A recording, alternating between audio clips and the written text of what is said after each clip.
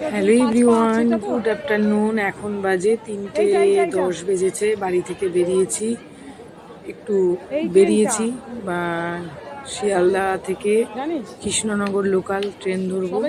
একটু বাপের বাড়িতে আসছি, সেই জন্য ছেলে আর আমি দোল উপলক্ষে ছুটি আছে, তার জন্য 3:25-এর ট্রেন বেজে গেছে। 3টে প্রায় 24 আর 1 মিনিট বাকি আছে। তাড়াতাড়ি করে ট্রেনে উঠতে হবে। এবার লেডিস কামরাতে উঠবো, ছেলে আর আমি।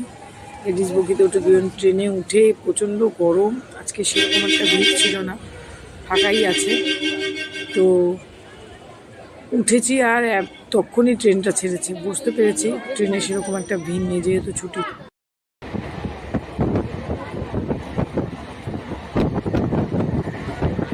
তারপর চলে এলাম, বেশ খানিকটা চলে এসেছি, প্রায় এসে গেছি।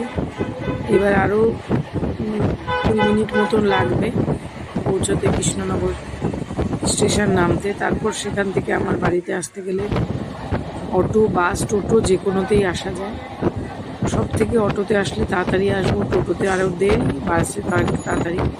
তো আমি অটো ধরেই আসি, বাসে আসি না, কৃষ্ণনগর স্টেশন থেকে আমার বাড়িতে আসার জন্য। তো এখন এটা হচ্ছে রানাঘাট পার হয়ে গেছি। এবার আর একটা ট্রেন কৃষ্ণনগর থেকে ঢুকছে, সেই ট্রেন। তারপর অটো করে নেমে এসে এই যে প্রায় পৌঁছে গেছি। এবার বাড়ি থেকে, বাস স্ট্যান্ড থেকে হাঁটা পর 2 মিনিট এসে পৌঁছাবো।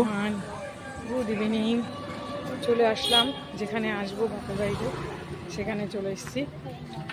এখানে 2 দিন সময় কাটাবো, ছুটি আছে দোলে, তাই পৌঁছে গেছি। সেই 3:25-এর ট্রেনে উঠেছি।